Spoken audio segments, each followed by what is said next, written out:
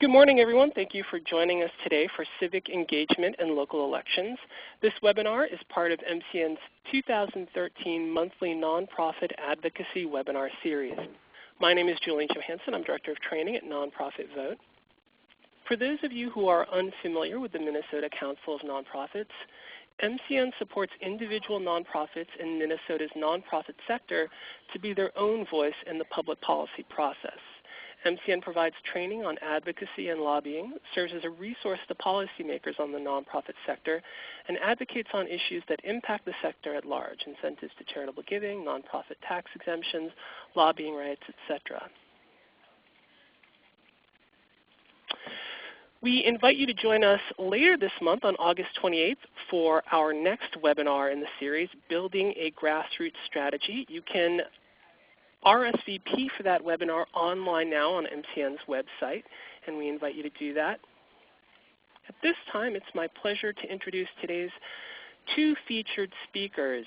Jeannie Fox is Deputy Public Policy Director at the Minnesota Council of Nonprofits, and Sarah Brady is Policy Director at Mass Vote. Sarah, over to you. Thank you. All right, well, thank you everyone for joining today. Just want to give you a quick highlight here of today's agenda and what we want to cover in the webinar. Talk a little bit about kind of the background on local elections as compared to some other elections that we have around the year. Go into some quick definitions, talk about the value of municipal elections, why it's important to engage, why it's important to turn voters out. Talk about some of the activities that you can do to engage your members and your supporters around local elections, and point you in the directions of some resources that are available. And as Julian mentioned, we're going to be taking questions throughout and at the end. So please do chat in your questions if you have them as we're going along. So to get started, background information here. First, I wanted to show you a voter turnout election by type here. So you'll see, not surprisingly to most everyone on the line, I'm sure, the presidential elections tend to have the highest voter turnout. There are a lot of reasons for that. Media, it being a very well recognized office. A lot of community groups and parties engaging, throughout the country and throughout your state and even in your local communities. So as you see, as we look down the different elections, we see some pretty dramatic drop-offs in terms of voter turnout. You'll see midterm elections, which might include your governor elections or midterm congressional elections, losing between 10 and 20 points off the presidential. And when we get down to mayoral, only 10 to 20% of voters are participating. And what's important to note here too, actually, is these figures actually represent registered voters. So this isn't even including some other folks that might be eligible. This is just amongst registered voters who's coming out. So it's a pretty big for nonprofits and community groups like yours to really engage with their communities and to turn folks out. You can see also too with city council and school board elections, when a mayor is not on a ticket, we see even a bigger drop. So let's talk a little bit about who comes out in local elections. So we mentioned that it's a pretty small percent. So as you can imagine, these are some of your super voters, right? They tend to be your most regular voters. They tend to be older. They tend to, I would say in most cases, be homeowners, people who don't necessarily have to update their voter registration, people who regularly turn out for elections and probably other community events as well. They tend to be friends and supporters of candidates. Certainly for local elections, candidates are the kind of biggest driver of people to the polls. There's opportunities there for really competitive mayoral or city council races. If you have a lot of candidates, there's a lot more people that can be turned out for those elections. but some of those that are directly contacted by the candidates are those most likely to come out. They might also include city employees, as well as others that are organized or mobilized by organizations who have a strong interest in local politics. So what are some of the reasons that people don't come out to vote in elections? And these are a lot of the reasons, that I've heard talking with, community members and talking with community-based organizations that we work with, which is they don't see a lot of differences between local candidates.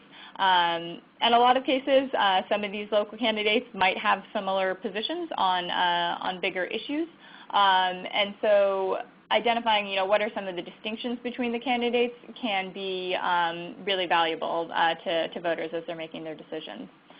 Voters are also not as familiar with local issues, and I think a lot of times voters aren't as familiar with what local issues, how that affects them, and recognizing which issues local governments actually control.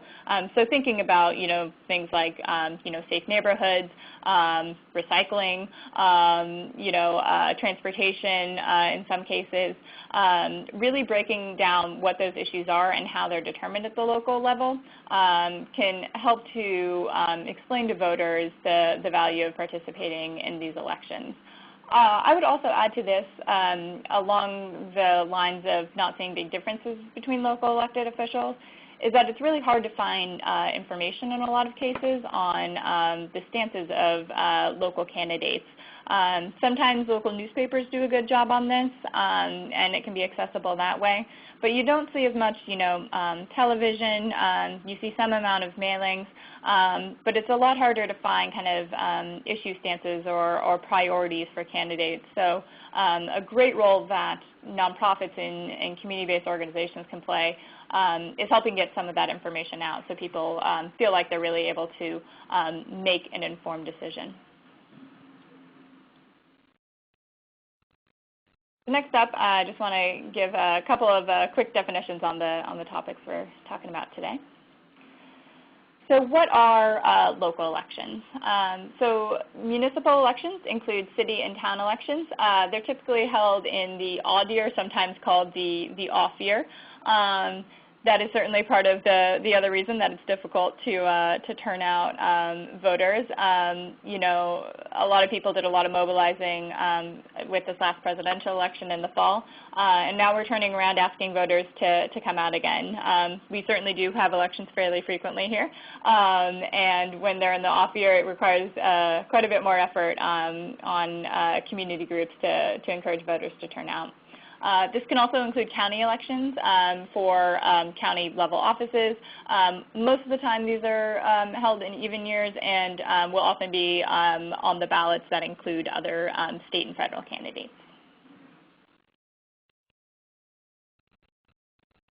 A couple of other differences with local elections. So it can vary by state, vary by community as to how local elections are arranged.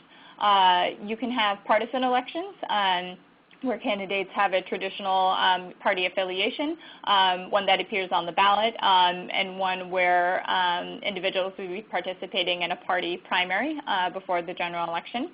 And then you can also have nonpartisan elections, which are no party affiliation, and usually these have a preliminary election, which would reduce the number of candidates usually to the top two or whatever number for how many candidates could actually be elected to the office before the general election.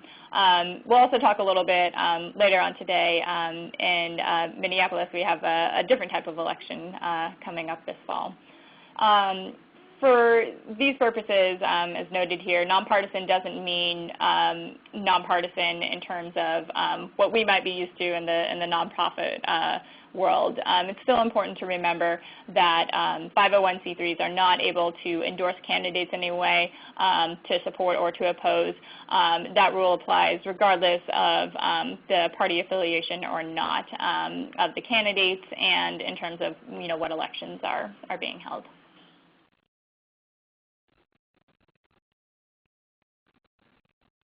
So why are these municipal or local elections important? We touched on this a little bit so far, but local governments make decisions that directly affect community members. You'll see here, a lot of issues that are determined at the local level. And again, this is something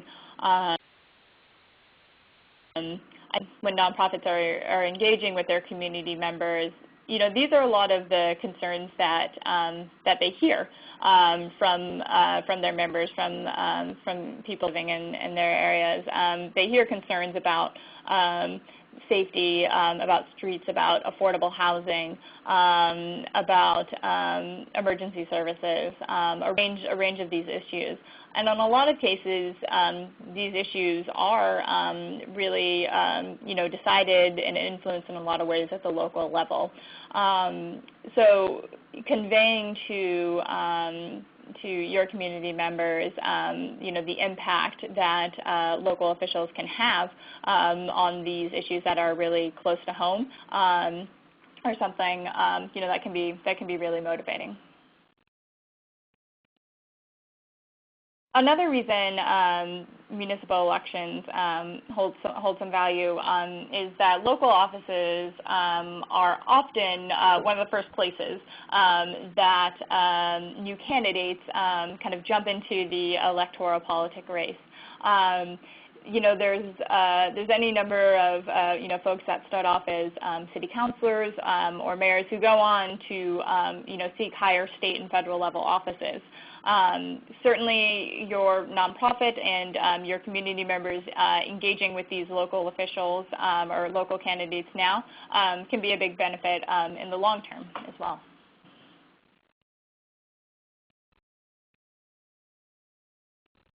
So talking a bit more about the impact of municipal elections, they're also along with kind of it being new starting grounds for new candidates looking to jump into the ring, it's also an opportunity for candidates to emerge who are in many ways more reflective of the community that they represent than perhaps some of the higher offices.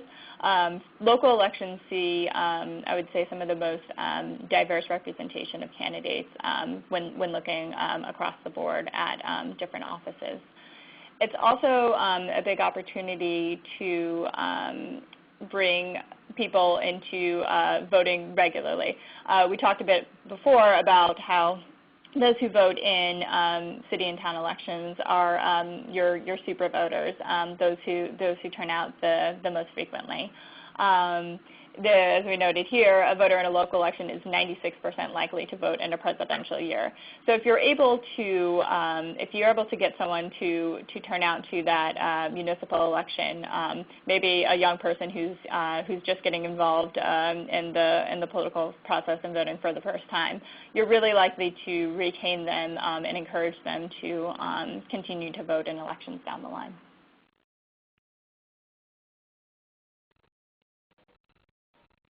Another thing to highlight for folks is because the voter percentage is so much lower in municipal elections, your vote actually does have quite a bit of influence. Your voice is going to be quite a bit louder, with only 10 to 20% of your fellow registered voters coming out to vote. Also, local races can be decided in very close margins. There are any number of races that have been decided by hundreds of votes, and quite a few that have been decided, with less than 50 votes.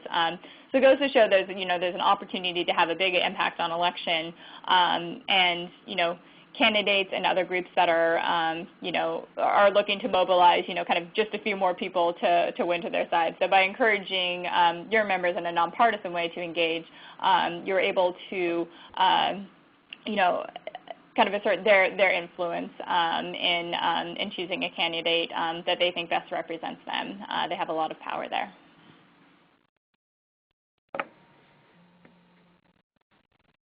So next up.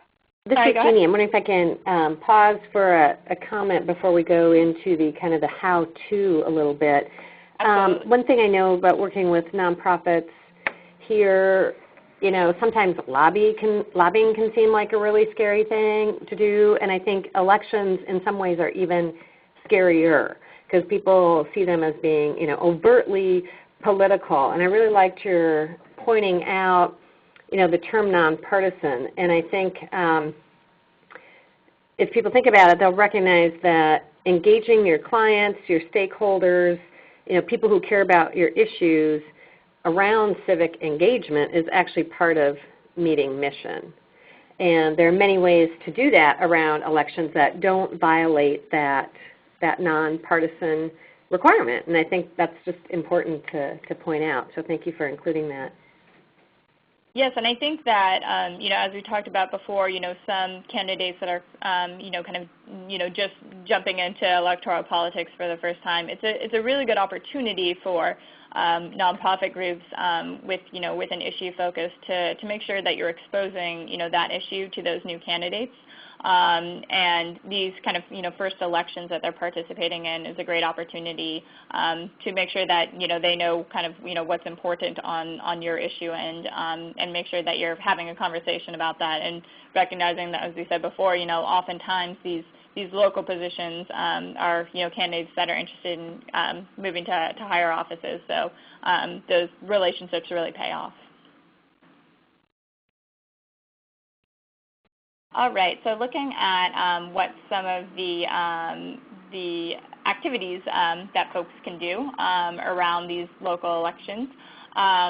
Here's kind of an overview of some of the pieces that we're going to talk about. And I, again, would certainly encourage people that have questions to let us know. I'm happy to talk in more detail about each of these different pieces.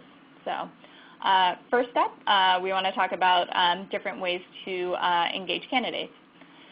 So as we were just kind of talking about, these local elections are really good opportunities to be able to educate candidates around the issue that matters to your nonprofit organization and to build that relationship with them.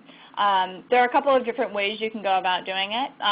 Three of them that we have used in the past and might work for your nonprofit include doing meetings with candidates, hosting a candidate forum, or inviting candidates to an event. I'm going to go in a little bit more specific on each pieces. So in terms of meeting with candidates, it's an opportunity to talk to them about your issue, to introduce them to some of your constituency members, and again, with a real, you know, focus on staying nonpartisan for our 501c3 nonprofit. You want to make sure that you make an effort to meet or communicate with each candidate in a given race. You might not be able to meet with everyone, but you want to make sure that you put out that effort for each of them, equal opportunity for them and for you to be having these conversations will, you know, keep you in line with the law there. But meetings can be a really good opportunity to have your issue heard, and, you know, potentially to have your issue, you know, become, you know, one of the pieces that candidate is focusing on in their election. So it has the opportunity to raise the profile of your issue in your constituency. Next, I'm talking about candidate forums. Are a great opportunity to bring candidates to your, you know, local community, to be able to ask questions that matter to your constituency. You can do this, you know, both for mayoral candidates, for city council candidates. You know, you can see, you know, what kind of, you know, forum would be most beneficial to your constituency.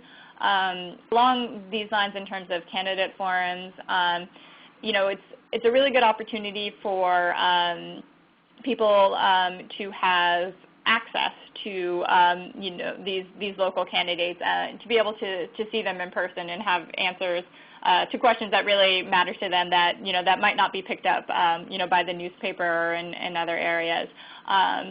It's an opportunity for that in-person potential.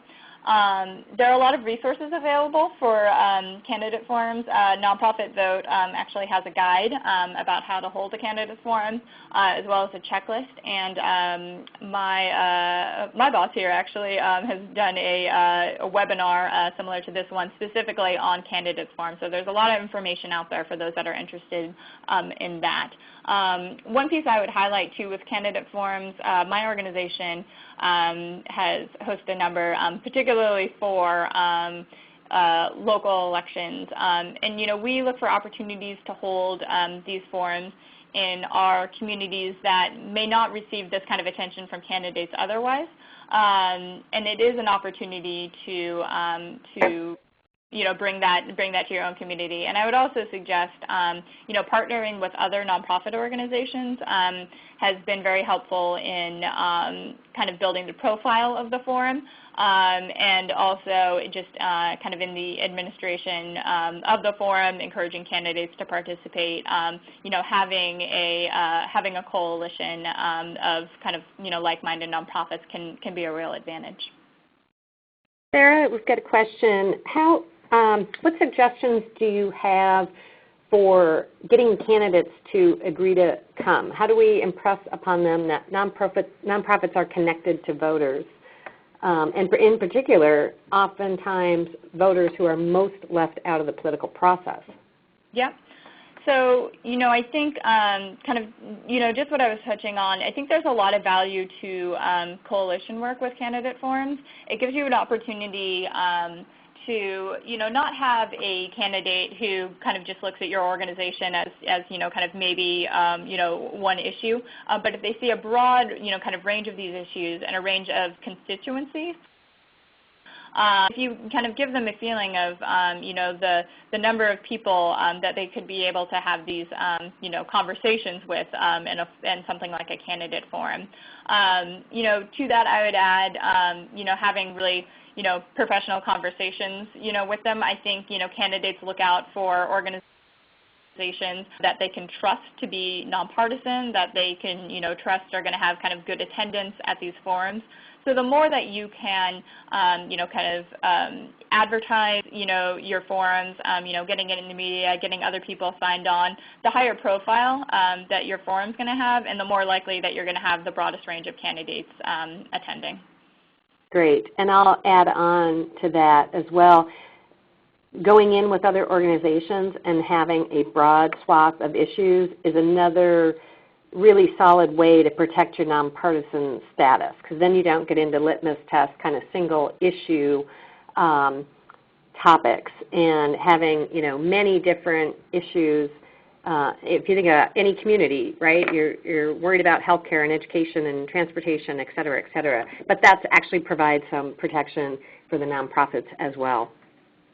Definitely, and I think in terms of kind of the substance of the forum, that gives you an opportunity to have some really substantial questions asked by nonprofits that have expertise in that area. So you're really getting some real kind of issue stances from the candidates on that range of issues. So I think it adds to a really substantial forum as well. All right. So another activity that we kind of touched on briefly was inviting candidates to make an appearance at an event of your organization. So perhaps you're having some sort of an open house event or another kind of festival participation or activity, and again, this is a good opportunity for your constituents to have kind of in-person opportunity to meet with the candidates, to ask them questions. And again, here we want to make sure that we're staying on the nonpartisan side of things. So you do want to make sure that you invite all of the candidates. As we mentioned before, everyone might not participate, but you want to make sure that you're extending that invitation to everyone who's in a given race. And as mentioned here, networking is okay, but they shouldn't be, pitching in front of your constituencies, fundraising or speeches about their candidacy. But it is a good opportunity for networking, for folks to be able to have a quick introduction to candidates. And I think we were talking about before, some of the most likely voters to turn out in these local elections are those who feel like they have a personal stake in the election, and a lot of voters are going to feel that more if they had an opportunity to meet with some of the candidates directly and really feel like their voice matters.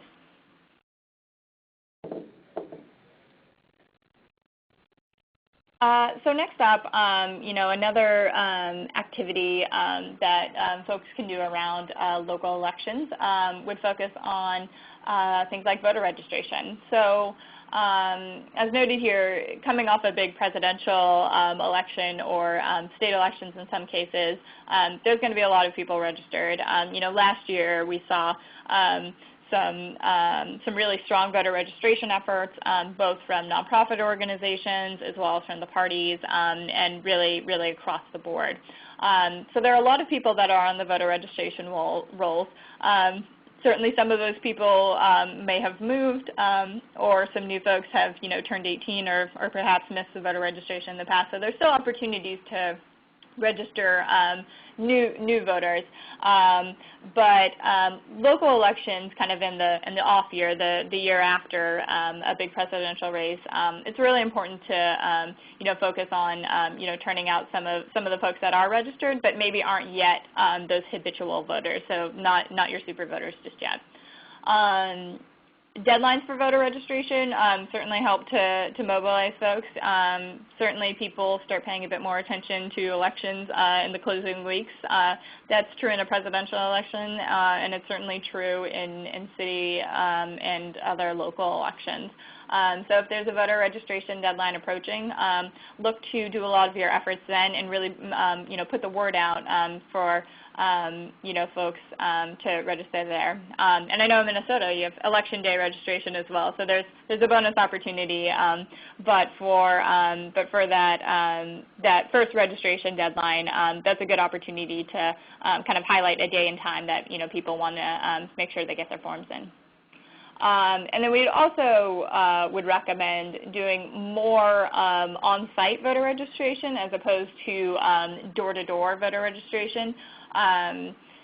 There's a lot of research, and Nonprofit Vote is actually going to be coming out with some more of it in the next couple of weeks here about the benefits of doing voter registration at your site.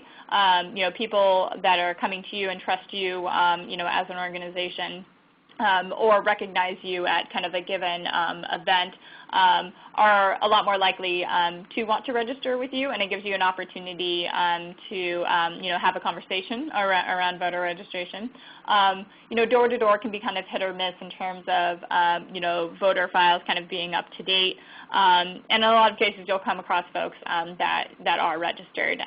So looking to advertise it at your own agency is a great opportunity.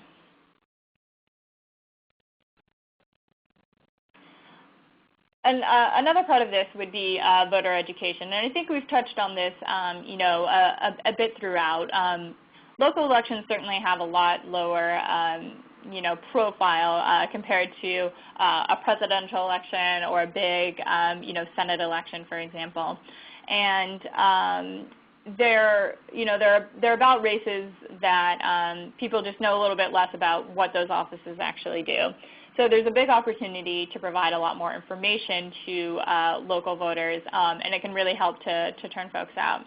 So, highlighting just when the election is, honestly, is a big help to people. I know, I had worked on turning out people for a special election we had here, and we were doing, phone calls to voters, just reminding them that the election was coming, and half of the people really just had no idea. So honestly, just getting the election on people's radars can really help. and reminding them to come out, talking to them about what some of the issues are. Again, driving home how many local issues are ones that we hear a lot of feedback from at our nonprofits. How many of those are really affected by local elected officials? Posting or distributing sample ballots or voter guides. Again, there's a bit of a void of information available when it comes to local candidates. So you as a nonprofit can look at producing nonpartisan voter guides. Again, perhaps in coalition with some other groups. And also just distributing information about what the ballot's going to look like, giving people information about kind of what to expect on election day. And then the last piece here is kind of talking about some of these pieces going into the slide about exposing voters to the candidates. So making sure that these voter guide, if you're holding forums to advertise those, if you're inviting candidates to meetings, that they're aware of those opportunities to have in-person contact with the candidates.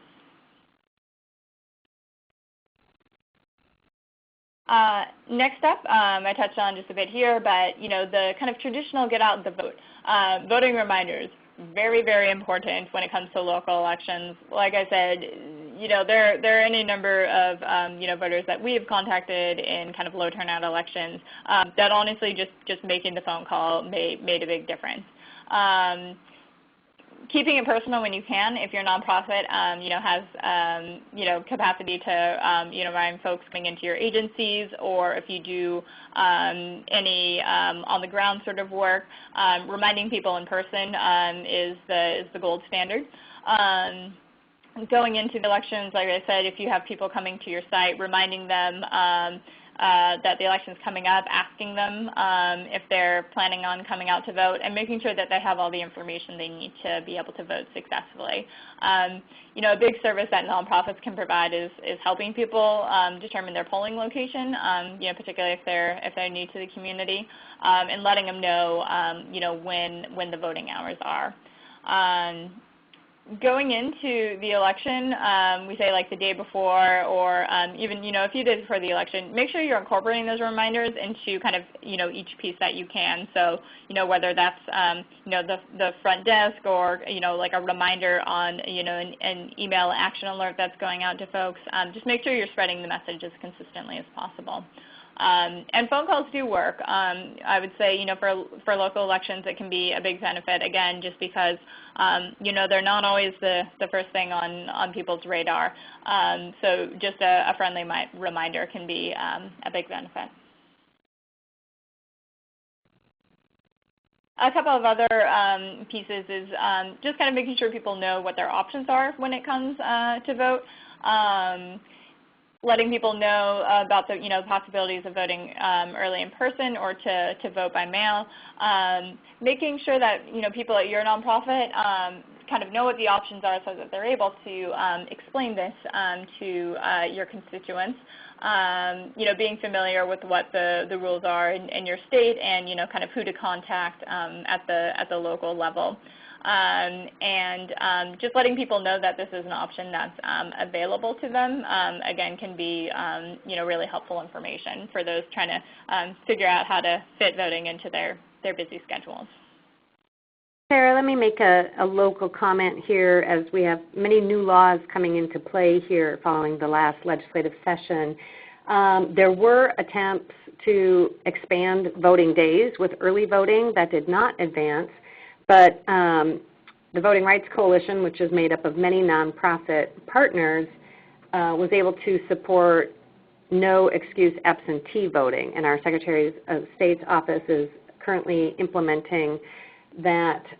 So we will have that option. In the past, you had to verify that you were going to be out of the precinct, or that you had a disability or ill or something. And those restrictions and definitions have been removed. So for Minnesota folks, I think that is just one more way voting gets easier in Minnesota.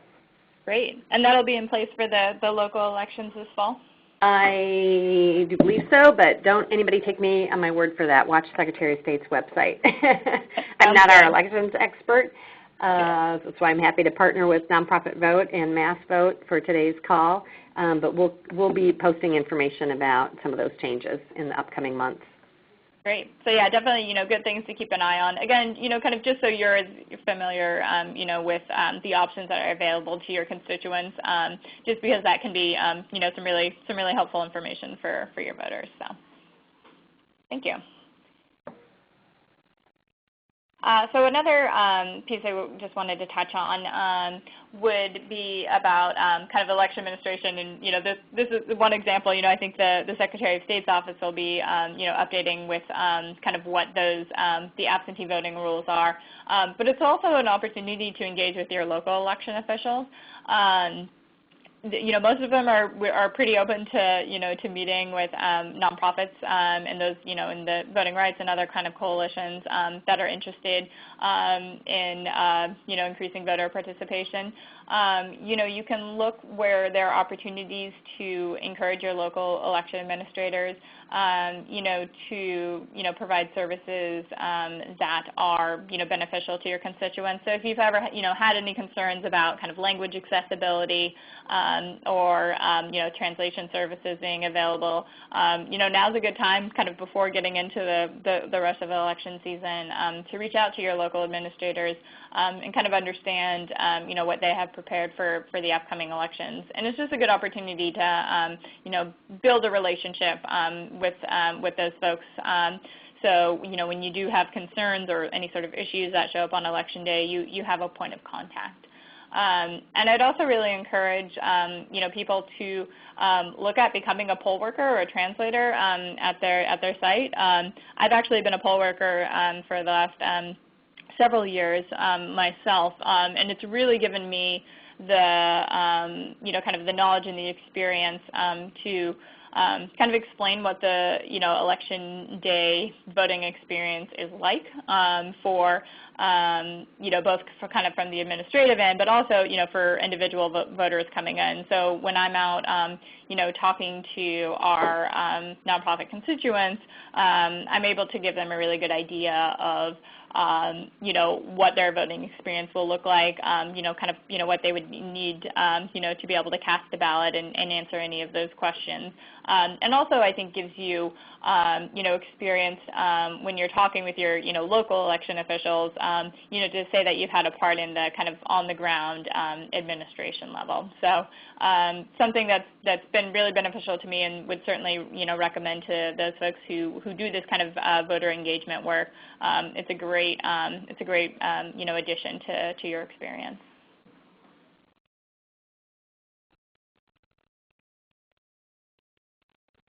So then one thing we wanted to touch on specifically for Minneapolis is a change in the election system. So this fall, and Jeannie, you might want to add some to this, but it's going to be the first local mayoral election that's going to be including ranked choice voting.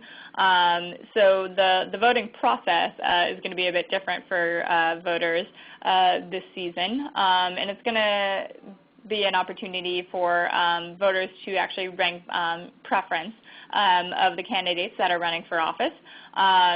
So, one thing for nonprofits that are working in the Minneapolis area is going to be explaining kind of what this new process is going to look like.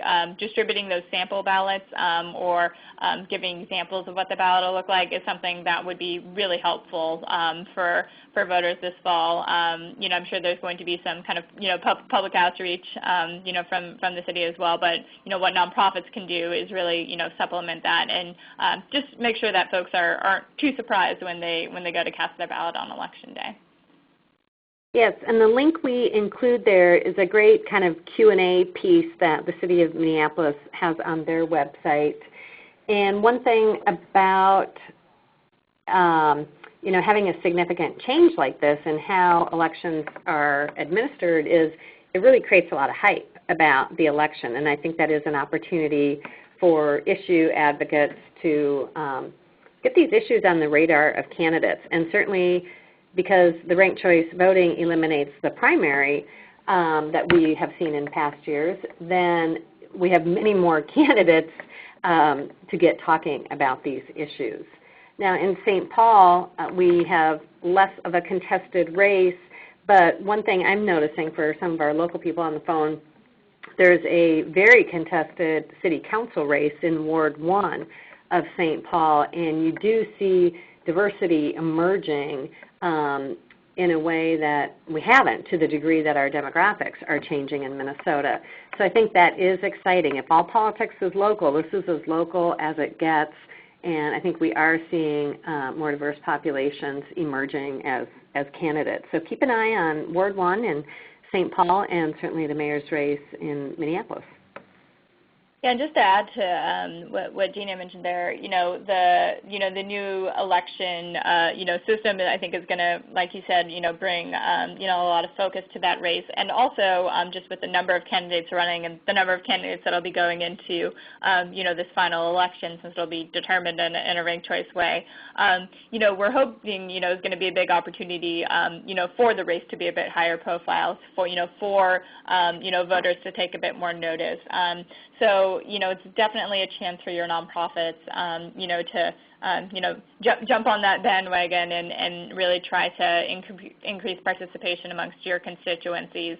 If there's something that's making the election, a bit higher profile, definitely get in there and see what you can do to increase participation. It's a real opportunity.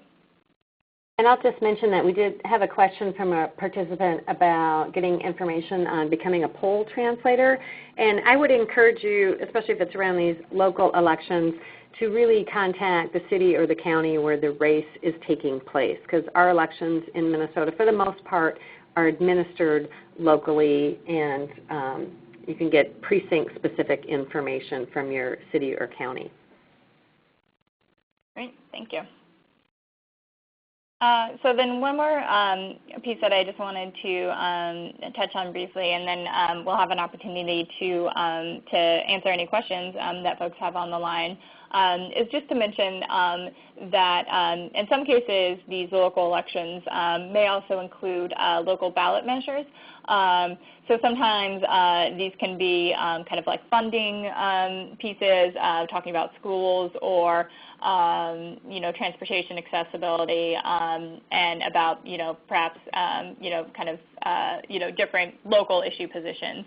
And just another 501c3 clarification. You are able to take positions on local ballot measures. This is not considered lobbying or electioneering. So that is an opportunity, for those of you who might engage in kind of an individual issue area.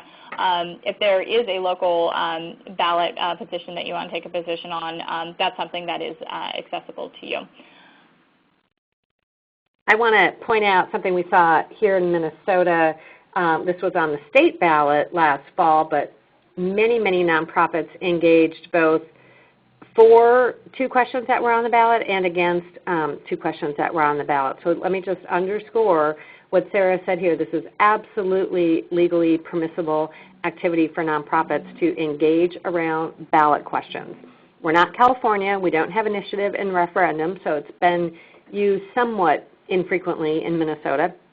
But certainly nonprofits can and should engage around those questions on any ballot, local or statewide. And again, we'll geek out for a minute here on IRS rules, but anyone who, any organization that is doing that activity needs to track it just like all your other lobbying expenses. And the reason the IRS, it seems kind of weird. It's on a ballot, so isn't that an election-related activity? And actually, the IRS views it as lobbying because you're going straight to the decision makers. And in this case, it's not happening, at the state capitol, but you're going to the voters who will decide. So when it's a ballot question, it's still issue advocacy, and you count it as lobbying. Great, thank you. So that about wraps up our slides. I wanted to put up some more of our contact information for for those folks who want to follow up with myself or Julian after the webinar. But I did want to ask if folks had questions now that we can answer on any of the topics that we've covered today.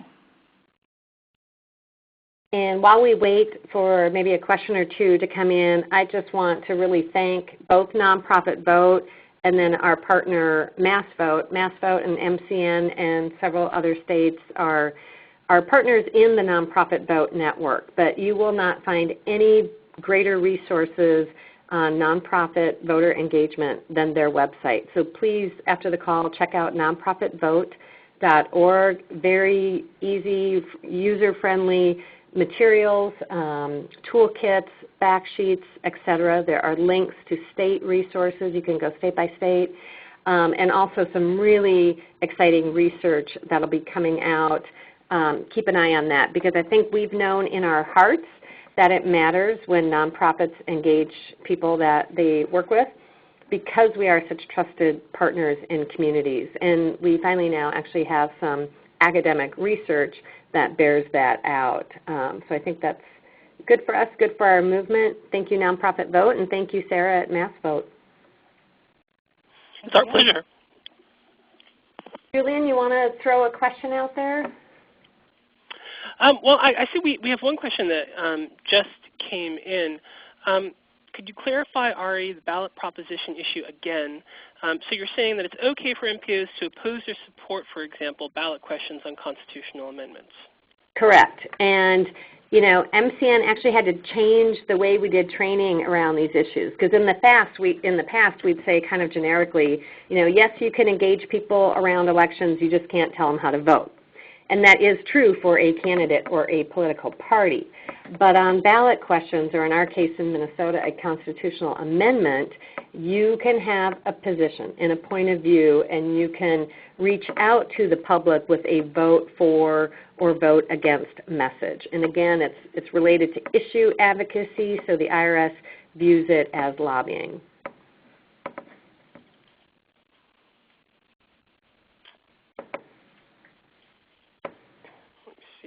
See any other questions coming in right now? Oh, here we go. 501c3s can't publicly endorse candidates, but what about the individuals within the organization? A very good question.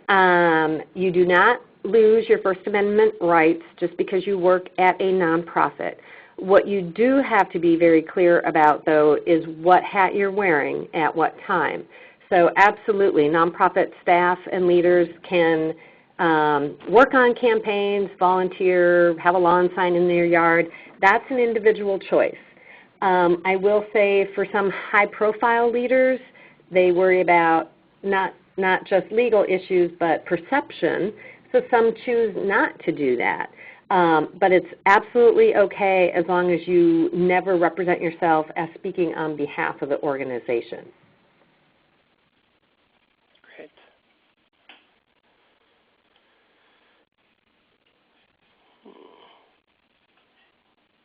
I don't see any other questions coming in. Okay. I think we can wrap it up. I want to thank everybody for being on the call.